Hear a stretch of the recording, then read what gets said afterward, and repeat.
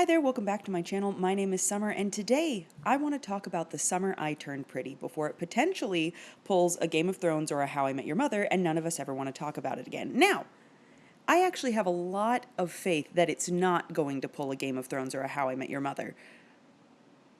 But we've been burned before. We know the risk is always there. Let me just add, before we move any further, I'll rewatch How I Met Your Mother. I love How I Met Your Mother. I just, prefer not to acknowledge the final episode. Game of Thrones? I don't even like dragons anymore. I don't even want, anything. Nothing to do with dragons carries any interest for me. I loved 3 dragons and their mom, and then they murdered her. And they murdered the dragons too, except for one of them. And they didn't just kill her body. They killed her character. And I've said everything I need to say about Daenerys Targaryen. I can't, no. So what I want to do is just toss my 2 cents out there, take my 2 pennies and throw them into the fountain of the world and say, here they are, world, my 2 shiny pennies, and put all the discourse I've been having off to the side in the background, yapping with all my friends and coworkers, out here for you guys. Mostly because I was like, why haven't I done that? This is a trending topic, Summer, and you're trying to do trending topics. Why are you going to do a movie review of Britney Spears' Crossroads when The Summer I Turned Pretty is right there? And we'll get to Britney Spears' Crossroads. Don't you worry. I want this to be loose, informal, easy breezy. 2 friends just chatting. One friend just got here and maybe they're just, not ready to talk yet. And they're like, hey, I've got my drink. I'm hungry. I haven't eaten yet. Could you yap for a second? And then I'll respond. I'll handwrite you my response and then push it across the desk to you and you can read it in your spare time. And that's how we'll have this conversation. And I'm like, anytime, buddy, anytime, best friend. Let's chat and get into it. So very loose, very informal. And to keep myself on track, I have a sticky note with the few points I want to make. And I'm going to set a timer for 30 minutes so that I do not run astray and actually film for like 2 hours. So this video is going to go over 3 main points. Point 1, my overall impressions and general thoughts on the show. Point 2 is how I wish episode 9 would have gone. And then point 3 is going to be my immediate reaction to episode 10, which is coming out tomorrow as I film this. And then my predictions for episode 9, just to see where I think maybe they'll take the final episode of the show. So let's get into it. Boop.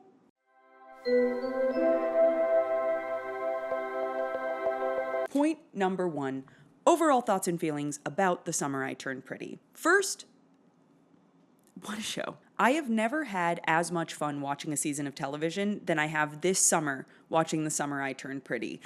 When they were initially like, oh, we're going to release the episodes weekly, we obviously were like, just give it to me now. Just give me the full plate of my food now, and I will eat anything I want to in my own time. But I saw the vision.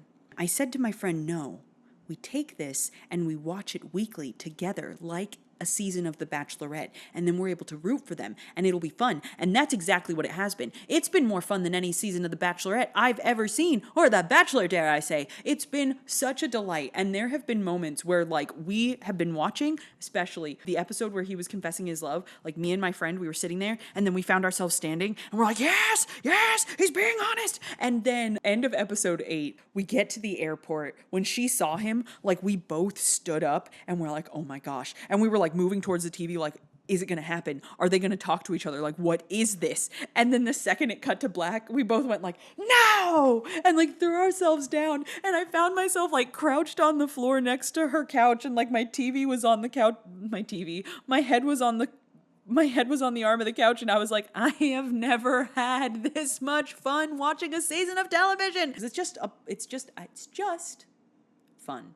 It's easy and simple and fun and nice, and it has good emotional payoff in the episode where they finally pay you.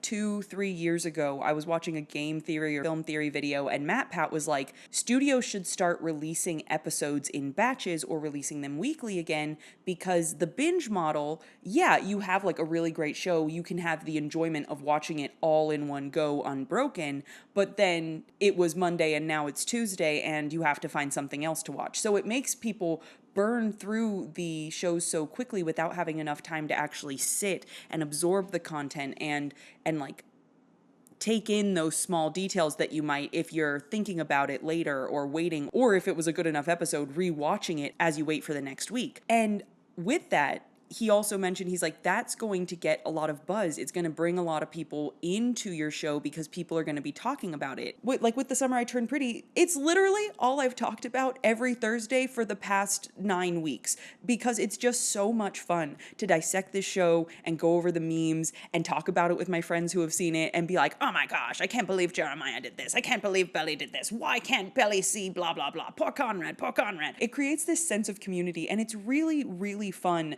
to have that, to just have common ground to talk to people about and have something that we all just enjoy together. I saw a slideshow of screenshots of tweets on Instagram that were all talking about how you can't underestimate the value of a Sunday HBO show that everybody's into. The government should fund a Sunday HBO show that everybody's into. And this is kind of that. This is our Wednesday show that brings the people together. It's wonderful. What an experience. Now, is that to say that Summer I Turned Pretty is actually like a fantastic piece of quality TV all the time, every day, and it's like 100% good and good? No. I wouldn't always say that, actually. In terms of quality, is it down here where it's just like a garbage show that you're watching for fun, even though it's really, really bad? No, absolutely not. I would say it's more up here, like almost top tier TV, but it falls a little short because it can be really cheesy, and I think it has some pacing issues. We have to keep in mind that it's a teen romance love triangle about a girl named Belly. Her name is Belly. Like, I've seen some things where people are like, I can't get past that, or it's so embarrassing to talk about it. I'm like, buckle in. We just have to move on from that fact. Her name is Belly. She calls herself Isabel sometimes as she matures, but we're locked into the name Belly, and we have to just let that wash right over us. We can't care about that anymore. But overall, it's a beautiful show to look at. It's got great production value. It's got good performances, strong actors. And so I think it is fine television, and it's an easy show to watch. It's like, oh, how nice. It makes you feel like summer vacation. It's like a little bit slow moving and sweet, and it's got some angst to anchor you, but like mostly it's just beach house vibes. That's what they've done. It's like we're all at Cousins Beach, and isn't that nice? Oh, also, this video is clearly for people who are watching Summer I Turned Pretty, because I'm not doing any backstory. Summer I Turned Pretty is about a girl named Isabel Conklin who goes by the name Belly. She always goes to Cousins Beach in the summer, where there's been a summer house where her mom Laurel and her best friend Susannah have always taken their kids every single summer. So she grew up with basically each summer with her brother Stephen, and then the two Fisher boys, Conrad and Jeremiah. And ever since she was a little girl, Belly was in love with Conrad. And then one summer, the summer she's 16, she comes and all of a sudden she's pretty. She's always been fine, but this is the summer that she's like beautiful,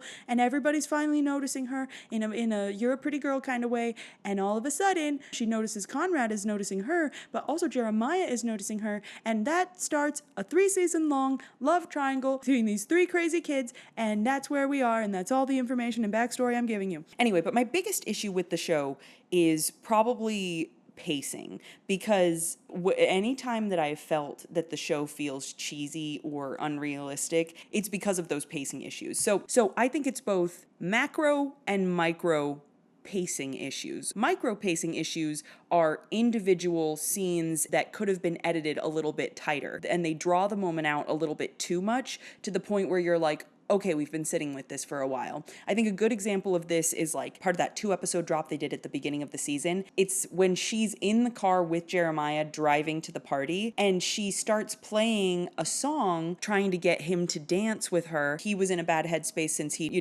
wasn't going to graduate. She was trying to cheer him up. It wasn't working. Showed a little bit of friction in their relationship, but they kept going for a really long time. They let that scene linger past the point where it was useful. It was a good scene, and it had a moment where it could have been cut, like maybe after a few seconds, but they held it for like another 7 to 10 seconds longer than it needed to be. And in film and TV, like when you're watching a movie or a TV show, every second is precious real estate. So spending 7 to 10 seconds longer than needed on a single shot can cause the pacing of your movie or TV show to really slow down. That's not to say that you can't have long shots or everything needs to be really snappily edited. There are times when a long lingering shot can be effective for a story. In a scary movie, a long lingering shot can build unease, especially if you push past the point where people would expect you to cut. Then it makes them anxious because they're like, we should be moving to something else now. We should be moving to something else now. Why are we still looking down this hallway? You can have long lingering shots, but you want to pay attention to the ebb and flow of your story,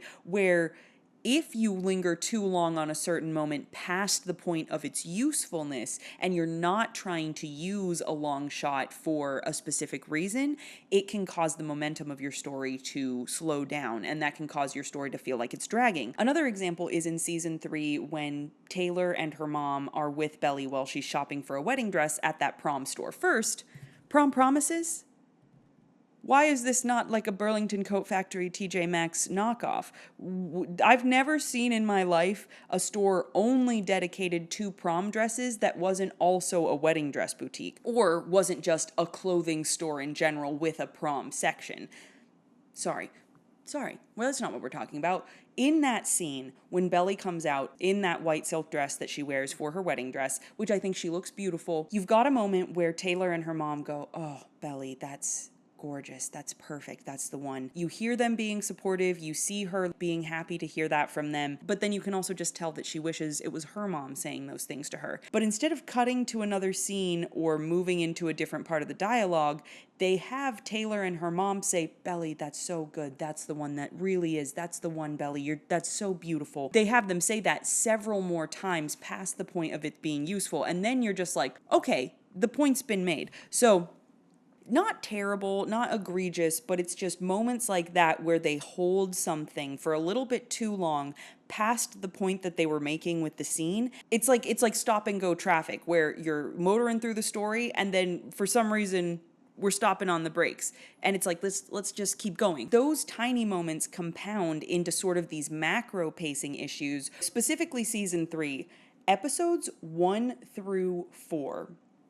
Were excruciating to watch. Like, they were fun. We didn't get any Conrad. Those starts and stops with the micro-pacing issues started to build when it was like, okay, I know where Belly is in her life right now. I know where Jeremiah is in his life right now. Where's Conrad? You'd get like 4 minutes of Conrad and that was it. Then you'd be like, okay, cool, let's go to the next episode. And then you'd get a bunch more Belly, a bunch more Jeremiah, and then you'd get like 5 minutes of Conrad. And you're like, where's Conrad? This is a love triangle. We're feeling very unbalanced right now, especially since I am staunchly Team Conrad, mostly because that's the team you're supposed to be on. My friend has been saying as we've watched this show, she's like, there's no point in rooting for the guy you know is going to lose in a love triangle because you know which one's going to lose. It's very clear who is the actual endgame and who is the side character. The clues and the seeds and the storytelling and the build are all sewn into the story. And as my friend put it so neatly, every love triangle is going to collapse into a straight line at the author's will. So it's going to fall into the narrative the author wants it so that the characters will end up together as she's been planning them to. So obviously I'm Team Conrad. On top of that, I think Jeremiah needs to do some growing. What was frustrating was there were so many moments that lingered for too long, so many moments that held on to a joke that had started funny but then lost its funniness because they didn't cut away in time because, you know, comedy is timing. All that was left was like 5 minutes of screen time for Conrad. And unfortunately, I know so many people love Taylor and Steven, but they were an issue for me. I'm fine. Like, saw season 9, glad they're happy together. Every now and then when I was watching the show, they would get me with a sweet moment and I'd be like, okay, cool. But like, one, don't make me watch two people cheat on their partners and expect me to root for them like it's something sweet. Nothing about their dynamic in the first 4 episodes was like sweet or alluring or made me want them to be together at all. I actually, when Taylor was like, "Oh, is that your girlfriend calling? That's so sweet." After you'd just spent like 2 nights together, both cheating on your partners, don't hit me with the, like, happy homewrecker, your girlfriend's so cute for calling you maneuver, Taylor. I was like, I hope they don't get together. I hope that Belly and Conrad are our example of young love lasting forever. And I hope Steven and Taylor are our example of two people realizing that as you grow and mature, maybe you don't work as adults, because I hated that. I hated it. And like sometimes I'd feel bad for her, but I felt like we spent so much time with these two characters who were just making me mad with their actions. Don't cheat and expect me to think that this is a cute thing I want to root for. I don't want to root for them. And then I'm like, why are we talking about Lucinda's mom's mother's? Why are we talking about Taylor's mom, Lucinda's money issues, when we haven't seen Conrad this episode? He's one of the main characters. So that was very, very frustrating for the first episode. So it was like micro-pacing issues with those tiny little stops and starts, and then huge swaths of time dedicated to a couple that were not the main couple, and it just felt like those were added to draw out the runtime so that they could get, the episodes they needed with the pacing they wanted. But I just feel like there are different ways you could have told that story. And just to wrap up my thoughts on Taylor and Steven, I'm fine with them being together now. When they finally actually talked in episode 9, that was great. I thought that was sweet. I also thought it was stupid that we kept cutting back to them when we needed oh my gosh. So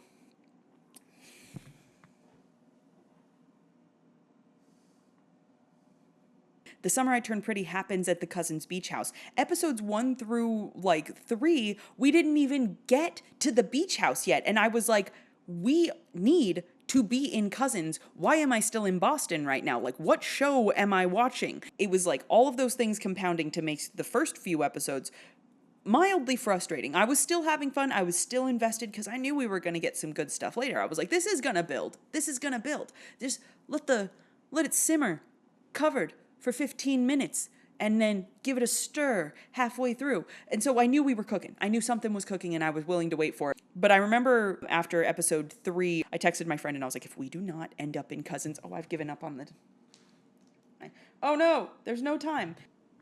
Whoops. Where I was like, if we don't end up in Cousins soon, I'm gonna riot. What are they doing? It's not it's get me to the beach. Beach?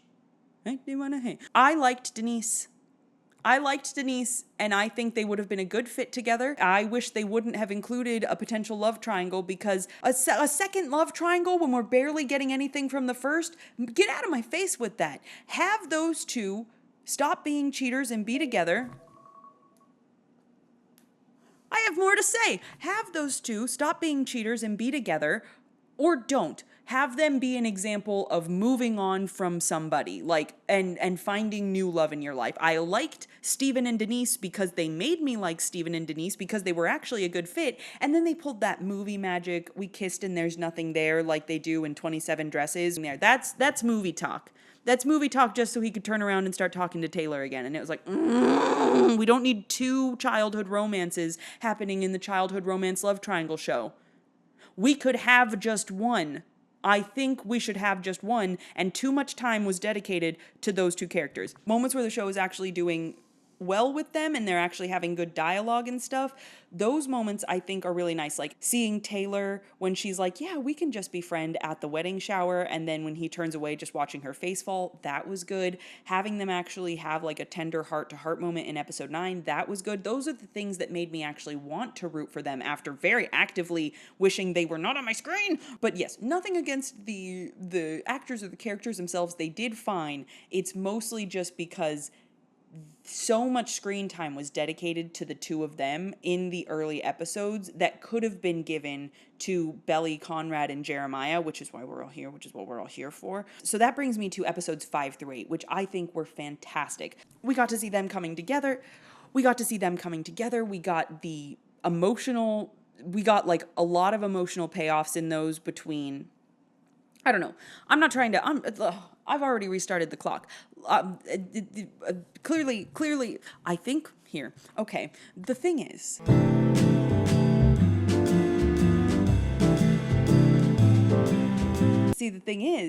Then we got into season 3, episodes 5 through 8, which were the Conrad point of view, the bachelor and bachelorette parties, and then the wedding episode.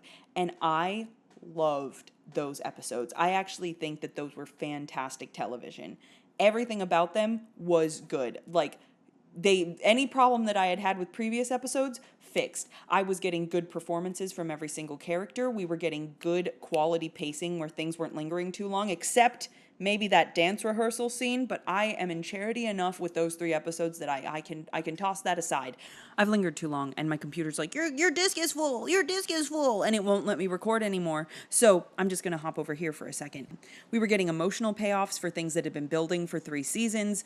We got a beautiful confession from Connie. We've got the like angst of Belly finally trying to open her eyes to what her heart has been telling her all along. Oh my gosh. So those 3 were fantastic. Then we got into episode 9, and I was reminded that we were in a show that had weird little pacing issues and was sometimes very cheesy, even though it's fun and I love it. I was like, oh, that's right. I was forcefully thrown back into the beginning of the season when I was angrily screaming at the TV for them to get on with it. But before we move to point two is how I wish episode 9 would have gone. Let me very quickly wrap up my thoughts on Belly, Jeremiah, and Conrad, why I like Belly and Conrad together, and why I still have love in my heart for Jeremiah. But let me just break this down. So I think people have made a lot of points about how all of them have treated each other. They're like, oh, I'm team anti-Belly because I think she's been bad to both of them. Oh, I'm team Jeremiah because Conrad's so moody and he's always cutting off for the love and support she needs. And, I'm team Conrad because Jeremiah cheated on her in Cabo twice with a girl named Lacey Barone. Here's my thoughts on these 3 crazy kids. 1, every single one of them have done stuff that I didn't agree with or am like, why would you do that? Every single one of them has been dealing with the trauma and the fallout of Susannah's death, and every single one of them has been selfish in their own ways. And so that's life, I think. That is probably the most realistic thing about this, is that when people are dealing with intense emotional pain, they're not going to do the right thing every single time. What matters is how you come back and fix it, but there's going to be messy moments and there's going to be times when you do or say things that you regret, and that's what we were watching in the middle of, and I feel like we should all give them grace for going through a huge emotional upheaval. And so Belly's big issue is that she was very, very sad about Susannah, and when it came to Conrad, he was the person she always wanted. He was who she had her eye on, who she loved for years and years and years and years. But it was something that she wanted so bad that when it finally seemed like it was coming her way, she was afraid that it was going to be taken from her. And so she was constantly waiting for the other shoe to drop, for that moment to come when Conrad would pull his affections away, because she thought, I don't deserve his affections. Why would he like me? I've waited and wanted this for so long. And so when Conrad, who was going through, like, somebody pointed out the timeline of it, prom happened like end of April and Susannah died first week of May or something like that. Like, prom was 2 weeks before his mom died. Like, Belly's issue and her act of selfishness is that she was too scared to trust that Conrad could like her. And so when it seemed like he didn't, when she got what she thought was confirmation that he didn't want her anymore, she did her best to cut that feeling out of her entirely. And I can understand that. I think that's an understandable instinct to be like, this person I've wanted for so long no longer wants me. I have to move on from them. I have to just take those feelings out at the root and move on entirely. And so her act of selfishness was she dove into the next relationship in hopes to push anything that was left for Conrad out of her head. Unfortunately, that was Jeremiah. But let's first move on to Conrad. Conrad's issue and act of selfishness his issue is that he refuses to let other people in, or at least that's what he was doing in the early seasons. He had that hero complex they talked about where he took on the burden of everybody else's problems and wouldn't share the load with anybody else. He knows that his mom is sick. He doesn't tell anybody. He doesn't confide even in his mom. He just carries that all alone. He was carrying the weight of his dad's affair on his mom. He wasn't going to let his brother know. He's a 17, 18-year-old boy with this huge emotional weight on him. Then he loses his mom. Yeah, unfortunately, that resulted in him not being very emotionally present for Belly in that moment. Do we wish that Belly would have been a little bit more sympathetic? Yes, but Belly was also going through the same trauma, and on top of it, she felt like the thing she always wanted was getting pulled away from her. Meanwhile, he did not really want to pull away, but he didn't want to hurt her, and he could not be there for her emotionally in that moment, and so it all fell apart. So his act of selfishness is that he wasn't open or honest with the people he needed to be open or honest with. He said, I have to carry this alone, and by doing so, he was not communicating with the people who cared about him, and that caused a lot of issues. Here's the thing, though. In season 2, after they get Conrad back to school and he starts taking his tests, there's a scene I think where he comes up and he's like, I did a great job on the test, and he picks her up and he spins her around, and those two were gravitating back towards each other. Time had passed, their emotions were starting to settle in the aftermath of Susannah's death, and I truly, in that moment, if they would have just been left alone, they could have overcome what their issues were, because their issues basically boil down to communication. But then came Jeremiah. Now, Jeremiah, I do have sympathy for him in several areas because it's clear from his dad's actions and Jeremiah's reactions to it that he has always felt second best to Conrad, and he always just wants his dad's approval. And that's a horrible thing, to feel like you're being pitted against your sibling and that you're not good enough or smart enough or, talented enough to measure up to this other person in your life who you also love and admire. So that's Jeremiah's issue. But Jeremiah's act of selfishness is really what caused problems for all three of them. Jeremiah's act of selfishness was to pursue Belly in the first place because he'd been there with the two of them their entire lives. Everybody in that family knew that Belly was in love with Conrad. For all those years, she'd been in love with Conrad. That was obvious. So why are you pursuing someone you know is in love with your brother? He put himself between their sweetly orbiting planets that were spiraling closer and closer together, and he said, no, I shall be here. And that, I think, was his act of selfishness, because he knew Belly was in love with Conrad, and he knew Conrad was in love with Belly. One, because he asked him about it, and Conrad said yes, and then he's like, are you going to do anything about it? Because I will. Why? If you knew your brother was in love with a girl, and the girl was in love with your brother, why would you insert yourself between the two of them? That's just my thing. I think you could find somebody else, especially when you're such a randy scamp and you're kissing everybody in town all the time. I think you can find someone else, Jeremiah. Oh, but in episode 8, when Belly tells Jeremiah that Conrad admitted his love for her, he was like, I knew it. I've known it for years. He's always been feeling like this. He basically admitted that he'd known all along that Conrad had never stopped loving Belly. Why would you do that? That is his, he inserted himself into a relationship that did not need him, and it caused issues for everybody, because then Belly also, blame where blame is due, don't date your ex's brother. Don't date your ex's brother. I think that was what the first thing she could have done was that. Hers was a little bit understandable because it was coming from a place of very strongly trying to cast aside what she thought were dead end, no hope, it's never going to work out, I have to be free from this feeling and move on with my life. So I can see, her, I understand throwing herself into her next relationship. Should not have been Jeremiah. Shouldn't have been Jeremiah. But Jeremiah also shouldn't have presented himself as an option. So that's my thing. That's my thing with them and the dynamic. So let's switch back to the main computer. All right, I've been talking about this for way too long. Clearly, I have way too many thoughts about this, but let's move on to part 2.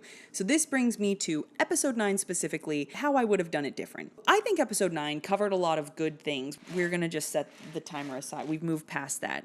We're in it now, unfortunately. This is, I broke my own rules. Anyway, after, the the highest highs that we got in episodes 5 through 8. It was a terrible, terrible fall to suddenly be reminded that this show has a lot of macro and micro pacing issues. And I was like, no, why are we back in the morass? Okay.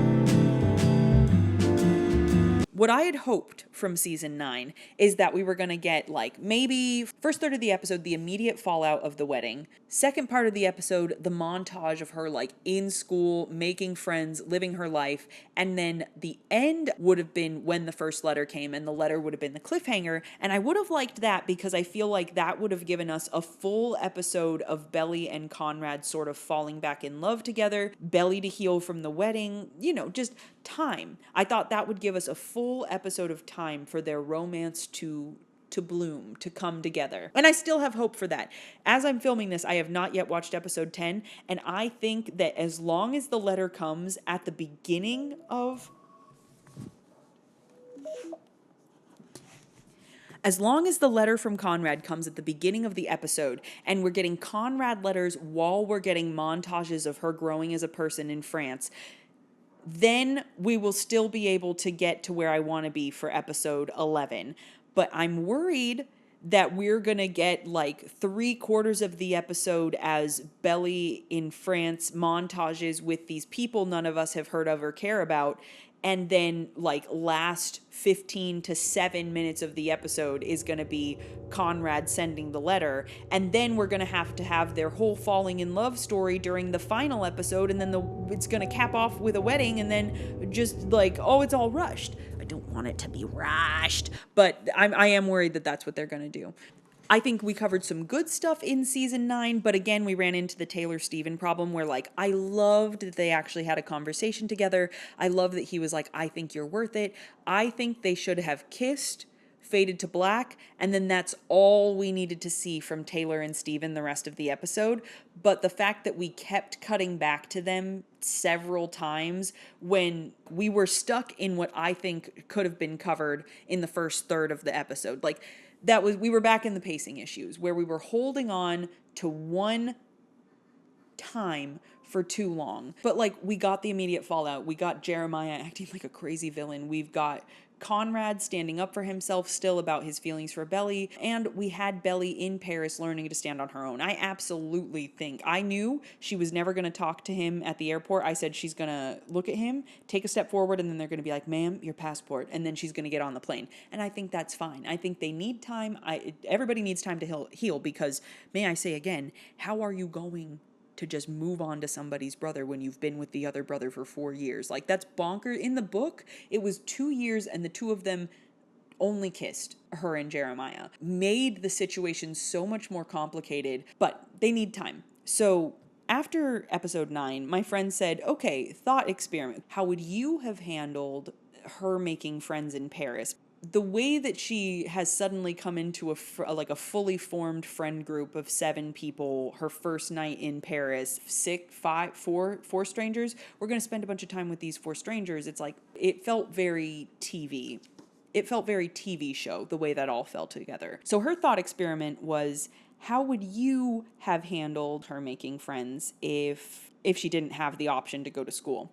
So this is what I said. I wrote it out to her, and it was so long that it did that thing where it goes into a different app when you and you have to click on it. Here's exactly what I said. School option, because I do still think there was a way they could have had it be school and had it work out. So I said school option. I'd been hoping we'd find out that she'd been so busy waffling and wedding planning that she had pushed off canceling her spot for the study abroad. And at the airport, she called and confirmed that she'd be attending with a few days to spare. So she's actually just getting to Paris a little early, and then she could have made school friends in the montage, but it wouldn't have been like magic that it worked out for her school-wise. It would just be another confirmation that she'd been unsure about the wedding. Or, at least, even if she wasn't saying she was unsure about the wedding, she just wanted to keep that option open for herself, just in case she Coming! Sorry, maintenance was changing the the filters in my apartment, and I got scared. I could hear him coming down the hall, and I was like, no, I have time to finish this. I have time. I didn't have time. Either way, she wanted that door left open. Then the reason I think that would have worked is because then the friends are natural. We see her digging into school and living life, blossoming as a person, very realistic and believable. And around New Year's, Taylor would come to visit because we see them dancing in kind of like New Year's attire in the trailer, which would remind Belly of all the people that she loves. And then, very fortuitously, probably right before that new boy that we can clearly see is like, wow, that crazy American who kicked a man in a club, I have got to know more about her. Probably like right before he tries to pull a move on her, Conrad would reach out. And then I would say, just based on what we know about Belly, she would ignore the first letter or two, uncertain about, does she want to try and start something with Conrad? Has she blown that bridge up forever by trying to almost get married to his brother? Some hesitancy. Maybe she doesn't respond right away. And then, but eventually she would write back. And then I would imagine that at the end of the semester, maybe when there was a week left to go, her mom would confirm that she and her dad and Steven would be coming to help her pack and move back and sightsee and stuff. But several days earlier than her family arrives, Conrad would show up. They would have a heart-to-heart. They would kiss in front of the Eiffel Tower, and then they would all leave Paris together as a family. And then the final episode would start with sort of a montage of her graduating from school, getting like cute moments with her and Conrad as a couple, getting her first job and Conrad celebrating with her. And then we would get to the wedding. So we would feel like their relationship had built, been established, time had passed to get over the weirdness of, being engaged to his brother. And what we would get is a bit of reconciliation where Jeremiah would surprise everyone by showing up to the wedding. He would have a heart-to-heart with both of them individually. And with Belly, he would be like, we've always been friends. I hope we can get back to being friends. And then with Conrad, they would actually be like, you're my brother and I love you. We'd have good healing moments there. And while we would know as an audience that things could never quite be the same and as uncomplicated as they were during that first summer, the early summers when Susannah was still with us, there would at least be healing, and we would know that they would be on their way to things getting better. And then it would end with like Conrad and Belly just moving into the cousin's beach house. Why live anywhere else? But that was my idea for sort of how I saw it panning out if they did have school. But when my friend presented me with this thought experiment, I was like, how would I do it if you take school out of the equation? So this is what I said. But no school. I do agree that the friends just show up too conveniently, like magic. It's like, especially without the context of school. That feels very TV show of them. Plus, Belly doesn't have a student visa, so she can stay, max 3 months, 90 days? So I guess that's still almost study abroad length, so she could have enough time to actually settle in and do things. This was me, thinking out loud. So I said, IDK. It's actually really hard to think of something that feels realistic, because where is she going to stay? How is she going to apply for a job when she doesn't speak French? She doesn't have funds or housing. I was so worried about that. When she got on that plane and was like, I'm going to Paris, I'm like, I've had the blessing of being able to travel internationally. After being in an airport and then on a plane for that long, the thing you want to do least in the world is wander around without having a chance to set your suitcase down or rest your weary head. I cannot imagine an 11 to 12 hour flight where your heart is broken and you just blew up your entire life and the first thing you can't do is rest your weary head. She needs a nap so bad, and she doesn't have anywhere to sleep. I'm so worried about her. I'm still worried about her. I haven't seen episode 10 yet. It doesn't come out till tomorrow. Where is she going to take a shower? That stresses me out. So this is what I would have done. Okay, first, cafe, order, drag her bags with her to the counter to pay. Belly would have utilized that time to purchase a refundable ticket like her mom had said, but maybe she would have decided to schedule it for a couple of days out or even a week out because, remember, she was saving money for the wedding with Jeremiah. They had $1,000 budget or something. She had a little pocket of cash tucked aside specifically for the wedding that no longer needed to be spent because Adam took over all the financing. So I would think she could use that money to get a cheap bed bug free hotel. We don't need that drama. To have a nice clean bed to lay down upon. And then she takes a nap. I think that's where and then we fade, and then maybe we cut to check in on Conrad or Jeremiah or whatever. Then we pop back to Belly in Paris, and then we get her waking up, wandering around, does all the like French movie tourist stuff, and at the end of the day, she stumbles across an English language bookstore. I know those exist because when I was in Berlin, Germany, and we were walking to dinner, we passed an English language bookstore, and I went in there and I got my copies of Jane Eyre and Rebecca and the Phantom of the Opera. English language bookstores in foreign countries exist, and so my thought is she finds an English language bookstore or like a music store or something with an attached cafe and a help wanted sign in the window. She dismisses this, of course. She's just here for a few days to a week, but she goes in and kind of talks to the owner a little bit as she peruses, and it's a really cool either American or British lady who, like an expat who's moved to France and built a life there for herself. And in vibes, what we would get from this woman is that she is what Belly would be 10, 15 years down the line if Belly did end up choosing herself. So she's like cool, established, confident, and a single lady. So that's what we would get. That's what we would like. Belly's looking into a mirror of her future if she did go the team Belly route and just choose herself. We see her go into the English bookstore / cafe a couple days in a row, getting a croissant, a little latte, getting a little coffee and a little croissant. And then as she's going to check out one day, she notices a postcard tacked up, and it's for a beach near Cousins Beach. If it was a postcard for Cousins itself, that would be too much of a coincidence and be like, well, this is just a TV show I'm watching. But a beach near Cousins where she says, hey, is that XYZ beach? That's near Cousins, right? I grew up going to Cousins in the summer. And then the store owner would be like, oh, yes, I love.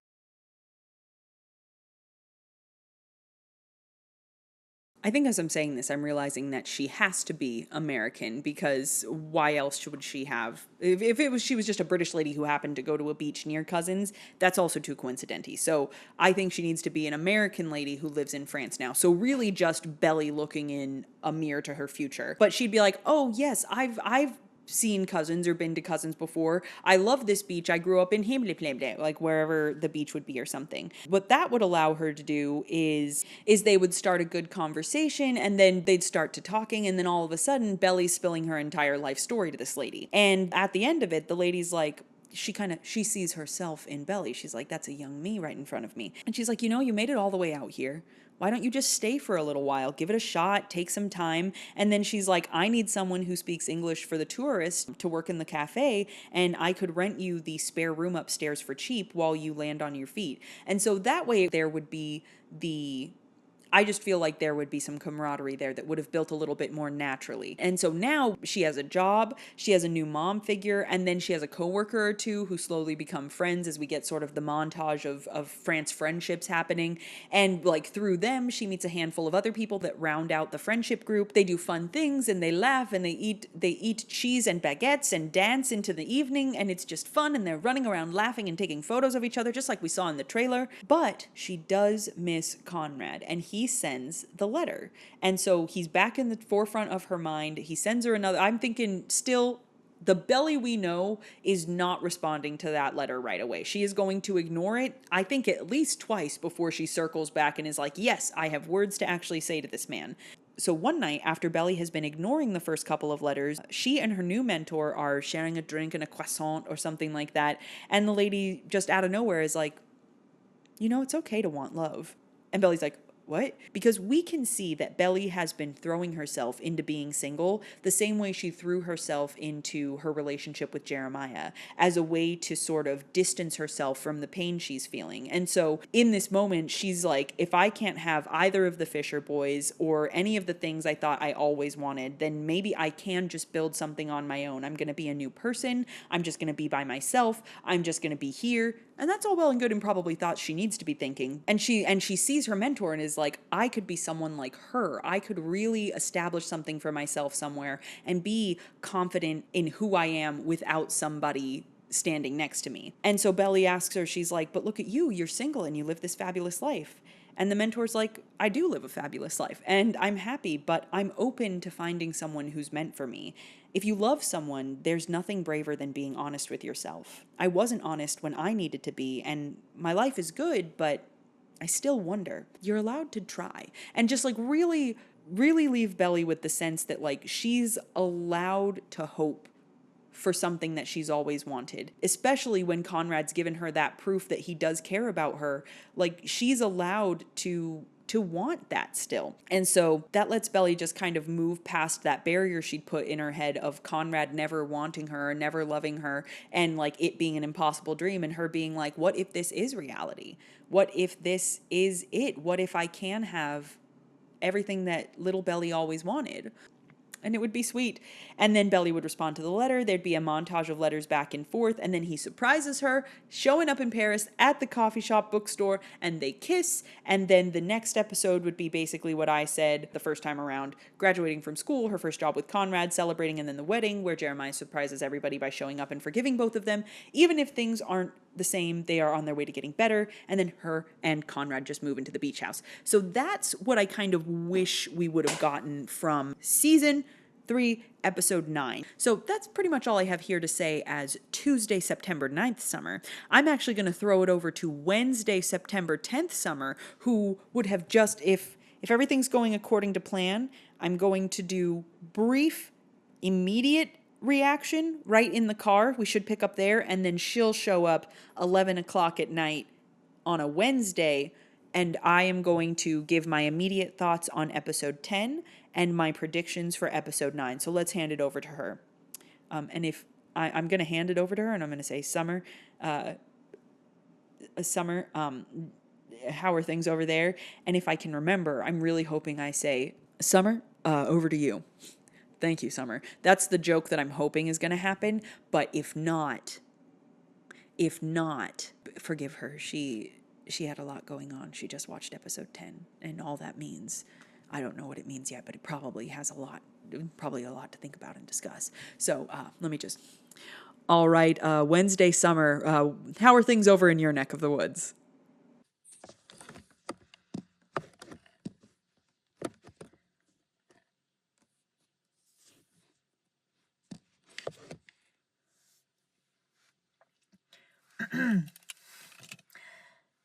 Thank you, Summer. I will take it from here. What was that? What? What was that episode? What was episode 10? I was thinking when I was editing this video earlier, or just kind of ruminating on what I'd said at the beginning of my video, my like accidentally 2-hour long rant about this show, that I'd gone a little bit too hard on pacing. I was like, why did I talk so much about that right up at the top? Why was that the only thing I mentioned? But it's fitting. It's fitting because that is my biggest issue with what happened here today. Here's my problem with episode 10. Why are we still not... Oh my gosh.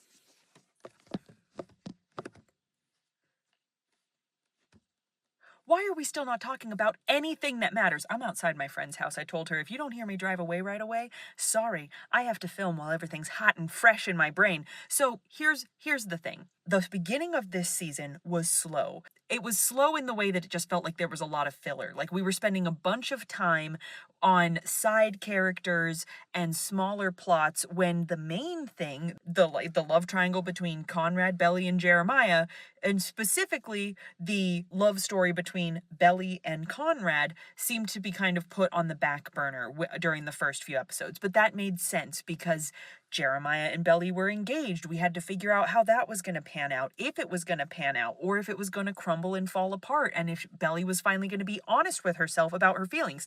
Because Belly's whole issue this entire series is that she refuses to be honest with herself. I said it when I was going over their major issues, but her issue is that she is not brave enough to be honest with herself. She puts up walls between her and Conrad. Like that's her thing. That's been the issue, especially of this season, is that she has been lying to herself for 4 years.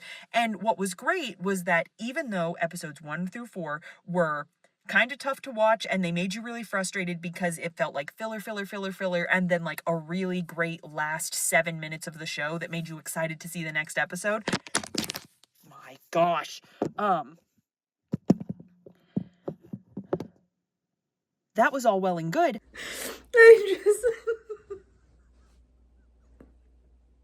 I just was scrubbing through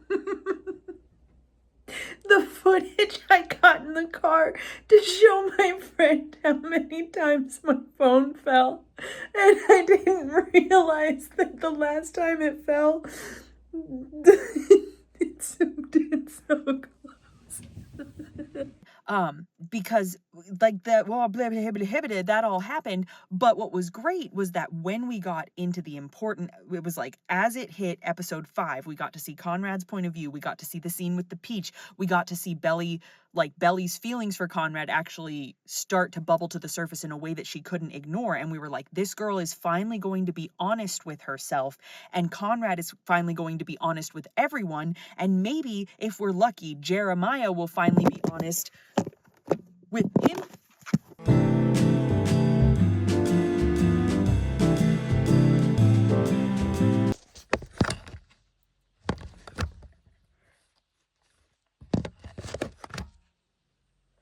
You had to make sure a bunch of stuff was checked off a checklist.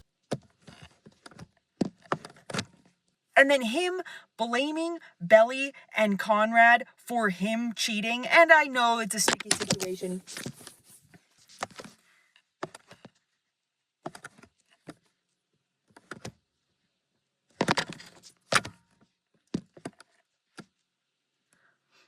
And I know it's a sticky.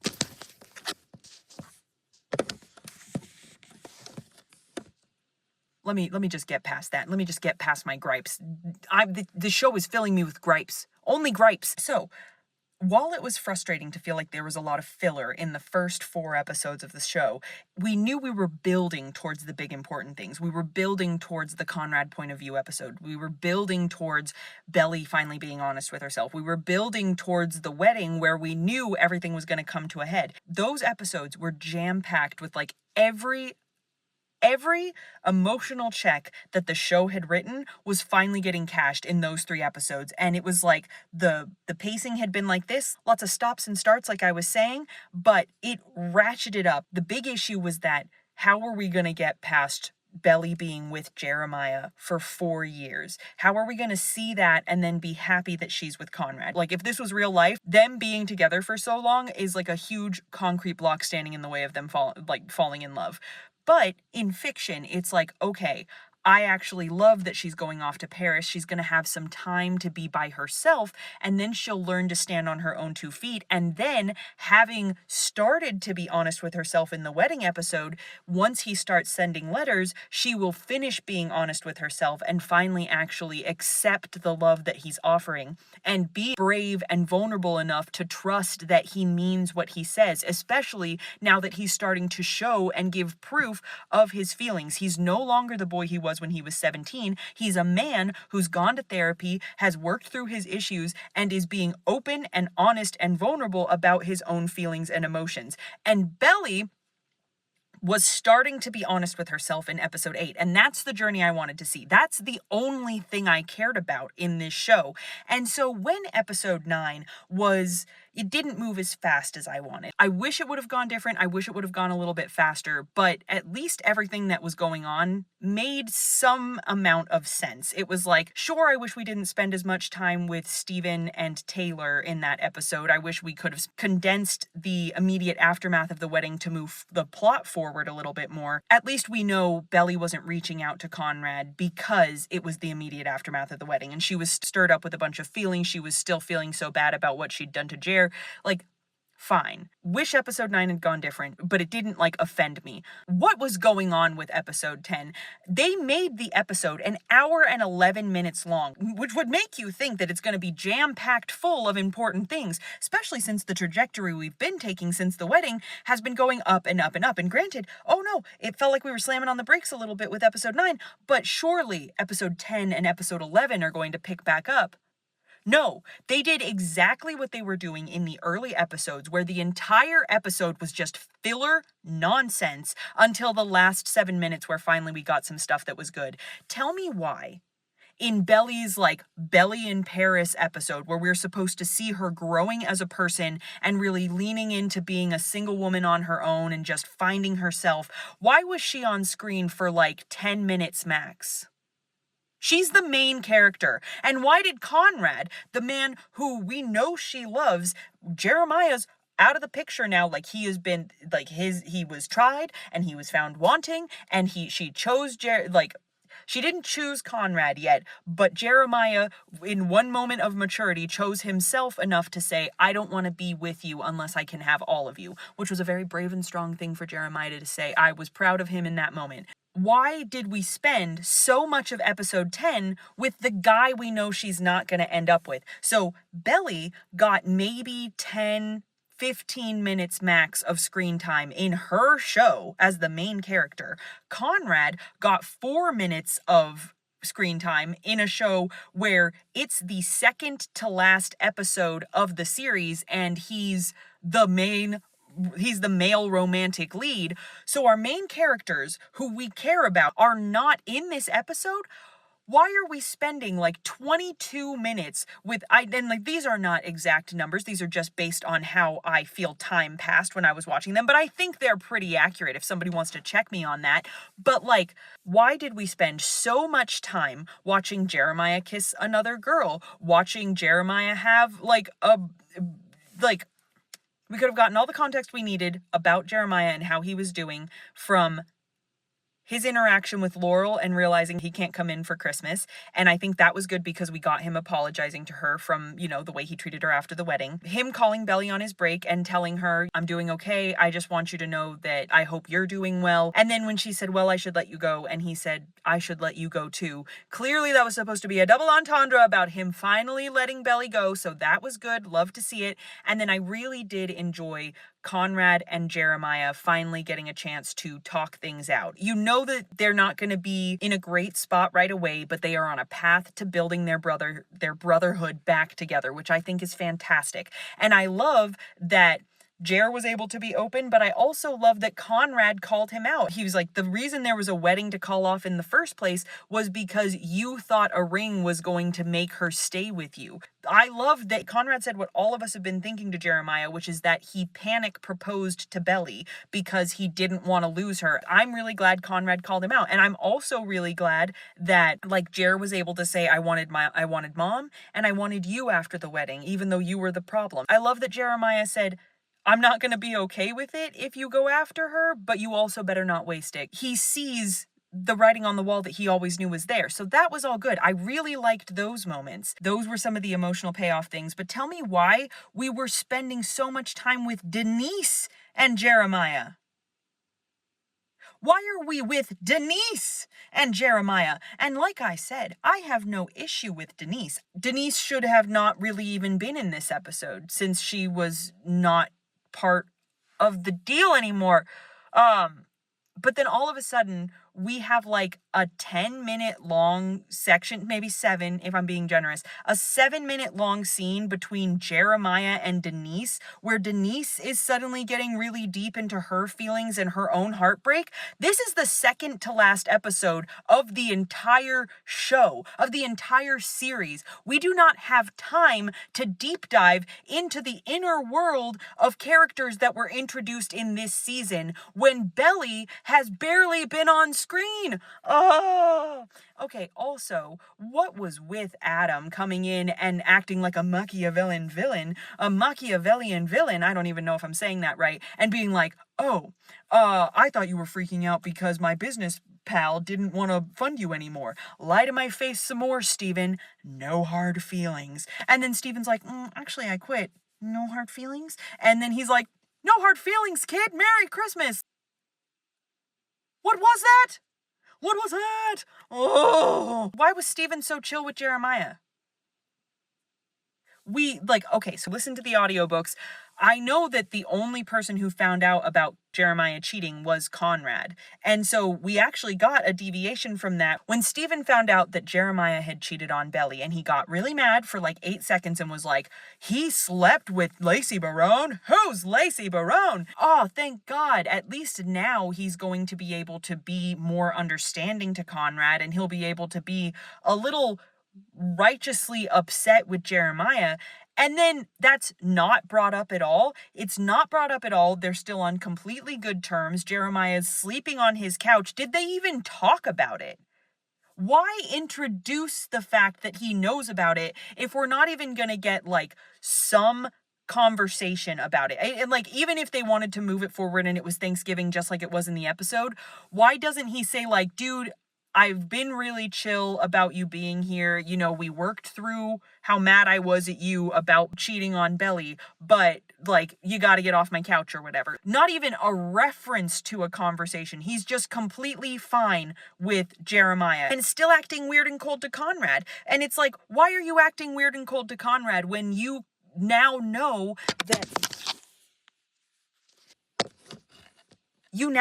the only reason Conrad even said anything was because he found out that Jeremiah had cheated. And then Taylor, it was established that she was still in contact with Conrad. And that's like, if we were following the trajectory of the show, Taylor was kind of coming around to Conrad, because when he had the conversation with her in episode 8, where she was like, what do you think? You were just going to say you loved her and she was just going to run away with you? And he was like, kind of. I never forgot about her. I still love her. I've always loved her. And when she heard that and saw the truth of it, she was like, and dang it, I know because of the bachelorette party that Belly feels the same. So that's why in the aftermath episode of episode 9, she was like, I will text you when I hear from Belly. And she's still talking to Conrad, because he says, like, how crazy is it that Taylor Jewel is the only one who texts me back? But why is Taylor Jewel the only one to text her back? Like, why didn't Steven finding out the truth lead to any sort of reconciliation between the two of them? Why is everybody still ignoring Conrad and being mean to Conrad?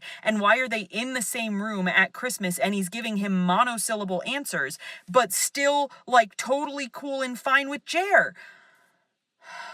And then let's get into the crux of the issue, which is just Belly herself. I'm so frustrated with her because I honestly think she needs to be single for a while. Her whole thing about going to Paris was to learn about who she is. And I think the healthiest thing for her, after being in 2 committed relationships from the time she was 17 till she was 22 and just called off a wedding, would be to be by herself. To be just completely single for a little while. Just have a nice time being a single gal in the city. I think that's what she needed. Stand on her own 2 feet for a second. So I was real disappointed when she just jumped right in with Benito. Taylor, Conrad sent Junior Mint and the Infinity Necklace to Belly with a letter that she...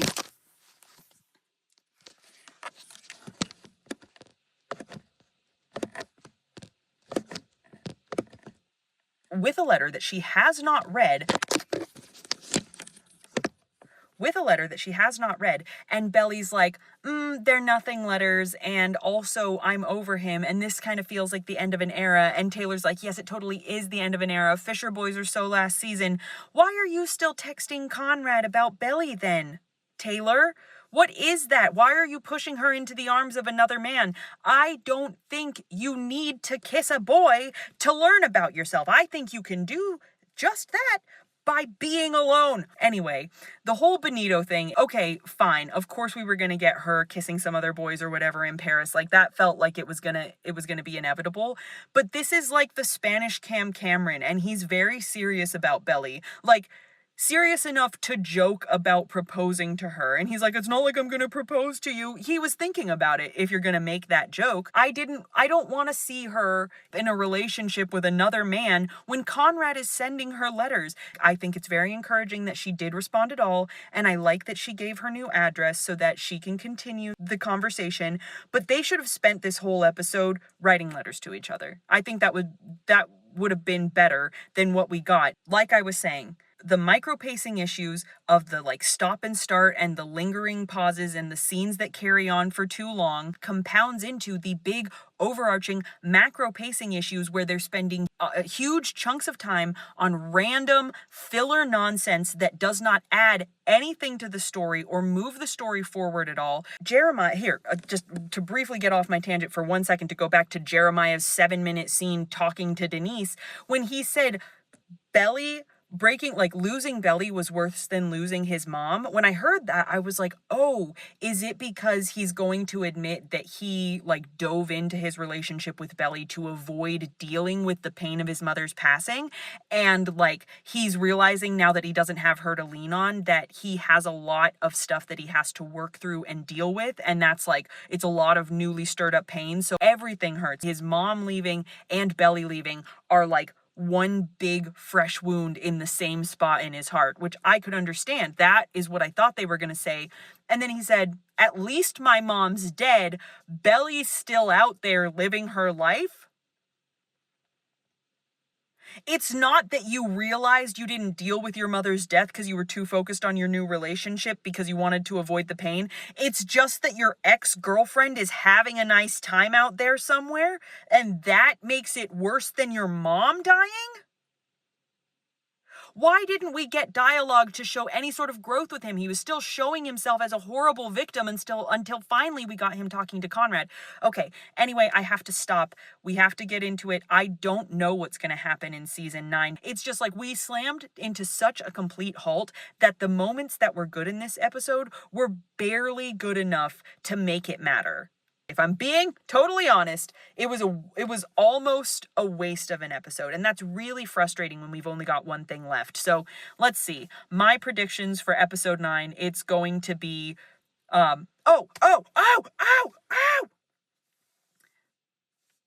I didn't say this during my original thing, but one thing I called at the very beginning of, I will find a screenshot of me talking about Chekhov's haircut to my friend Jenna, and I will put a date to it so that you can see. I have been saying that she is going to get her haircut since episode 2, when Jeremiah caressed her hair and said, don't cut your hair. And she goes, but I'll get all witchy. And he said, I like you witchy. And then she said, haha, I'll never cut my hair. I was like, that's Chekhov's haircut.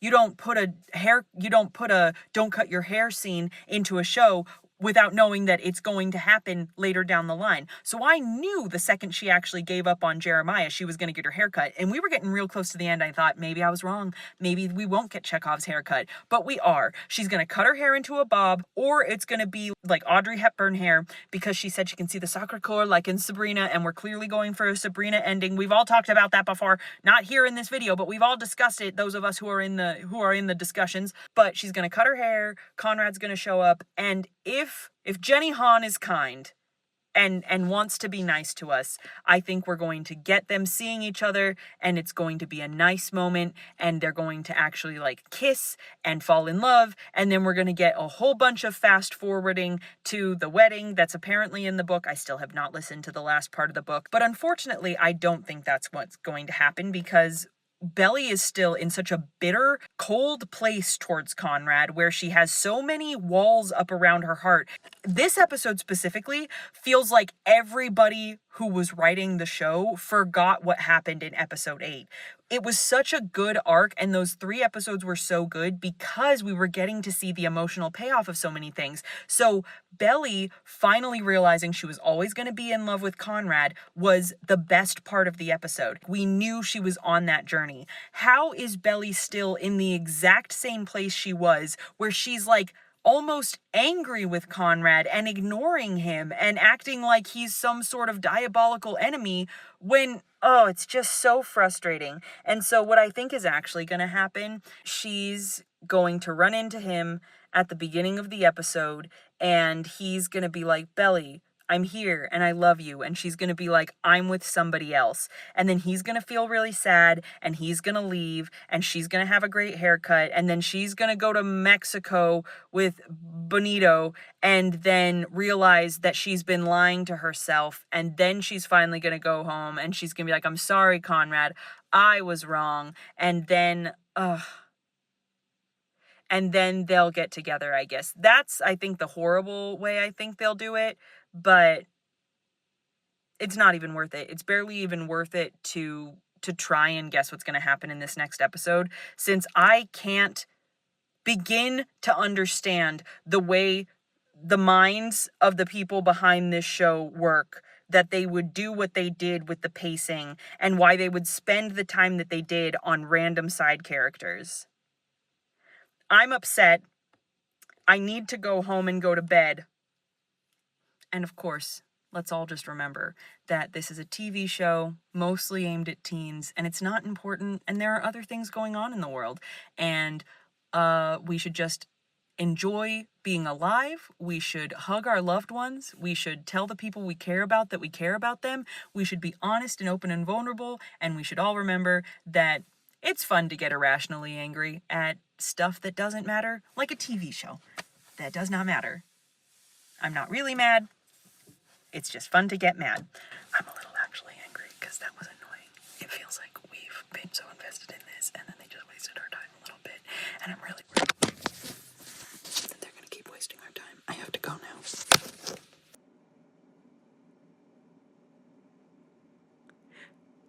All right, well, that has been the season 10 reactions and predictions for The Summer I Turned Pretty. Tune in next week on your local Prime channel to watch the final episode. This is not sponsored.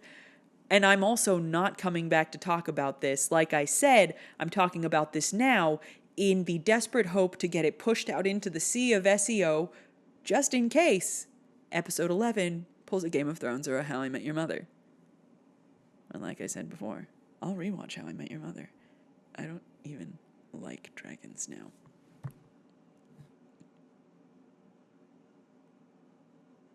Oh, I should probably do a call to action and actually say, like, thank you so much for watching. If you like this video, remember to like and subscribe for more. I mostly do very structured content where I break down books and movies in great detail, specifically like Phantom of the Opera or other pieces of literature that I enjoy. And then sometimes I do something like this where I try and speak from the heart, right off the dome, and it either works or it doesn't. This one got away from me. But yeah, tell me, Team Conrad, Team Jeremiah, Team Belly, your thoughts. Have you had as much fun as I've had watching The Summer I Turned Pretty? And what are we going to watch next? Actually, I'm very excited that they're releasing the final season of Stranger Things in batches, because I think that's going to give us the time to build almost this same sense of camaraderie. Not quite as much because it's not going to be weekly, but I think we're in for a treat there. I think that's going to be fun. Anyway, that's all. Bye. I had so much fun talking to you. Jesus loves you. Bye.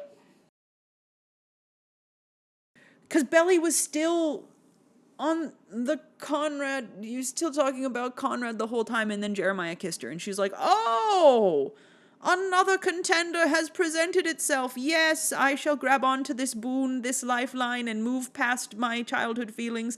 I don't need Conrad anymore because I am a strong, independent woman, and I will be with his brother. Bad there too. But like,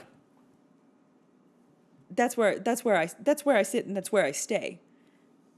I maintain that if Jeremiah had not put himself on the board,